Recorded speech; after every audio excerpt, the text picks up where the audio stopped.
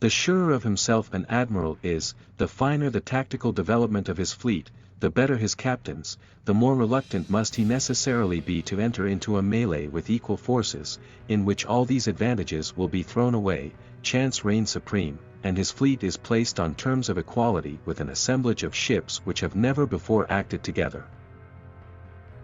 Having, therefore, no foreign establishments, either colonial or military, the ships of war of the United States, in war, will be like land birds, unable to fly far from their own shores.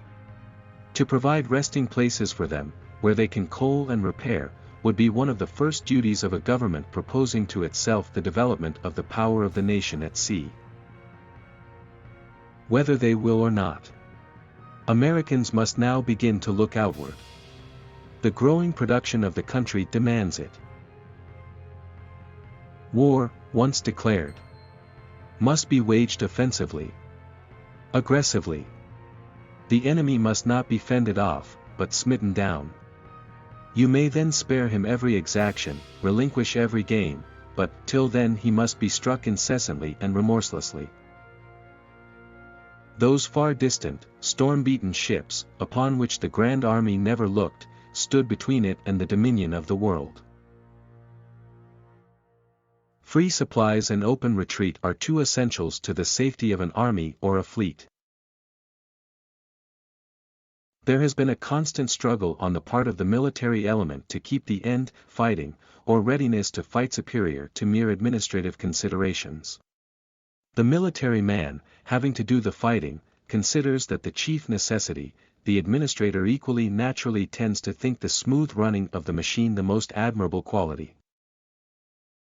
The history of sea power is largely, though by no means solely, a narrative of contests between nations, of mutual rivalries, of violence frequently culminating in war.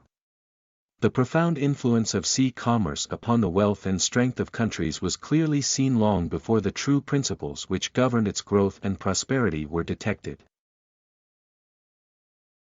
Force is never more operative than when it is known to exist but is not brandished.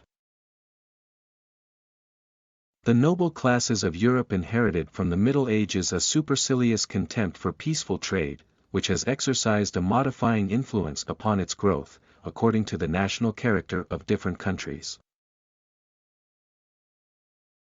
The tendency to trade, involving of necessity the production of something to trade with, is the national characteristic most important to the development of sea power.